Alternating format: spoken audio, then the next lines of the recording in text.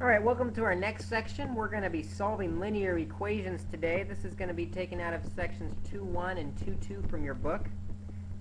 And how all of these slideshows are going to be set up from now on is each example is going to be numbered, and example 1 is going to compare with example 1 in the textbook. It won't be exactly the same example, so that when you're reading the textbook you get more work to complement what's going on in these videos.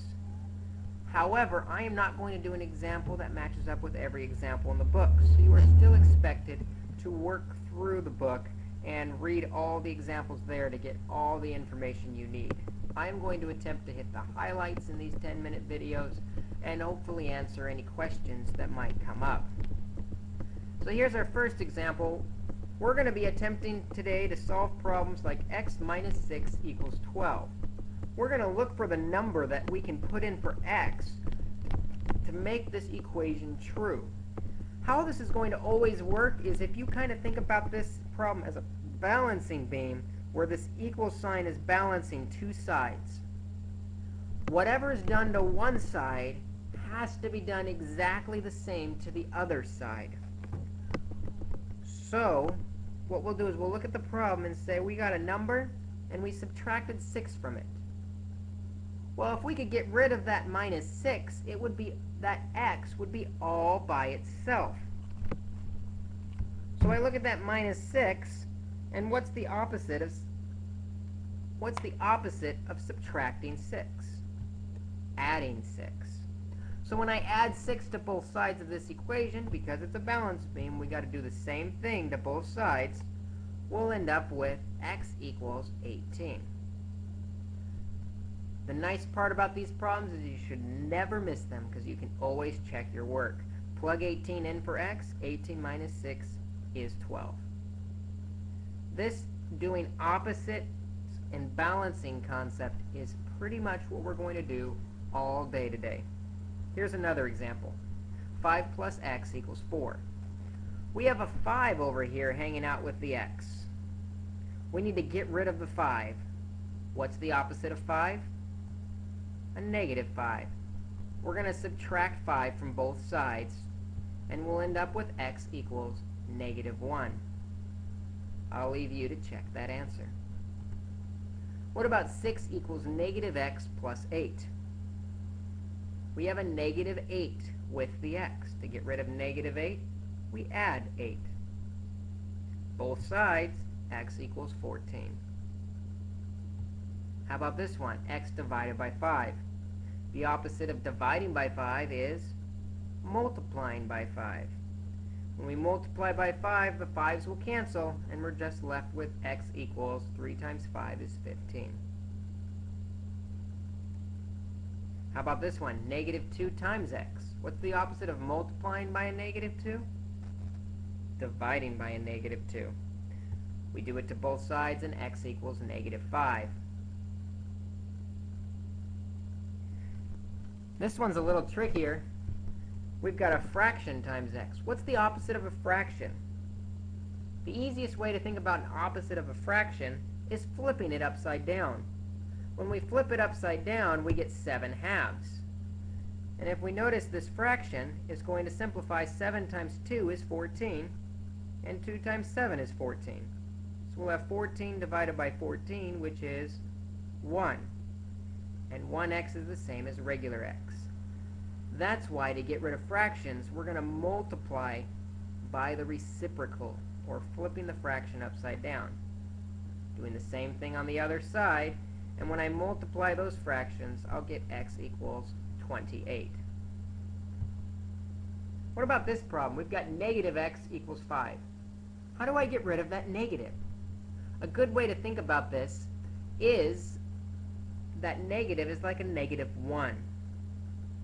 So to get rid of negative 1 times x, we divide by negative 1, which will simply give us x equals negative 5.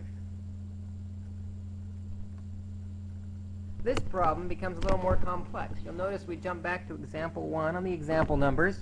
The reason for that is now we're in section 2.2, and this is going to correspond with example 1 in 2.2. When we have two things going on, we've got 5 times x and a minus 6. The way we decide which part we get rid of first is we think about the order of operations. But since we're working backwards and doing opposites, we're going to start at the end of order of operations. So the first thing we get rid of is any adding and subtracting. So the first thing we need to get rid of is this minus 6, or negative 6. The opposite of negative 6 is positive 6.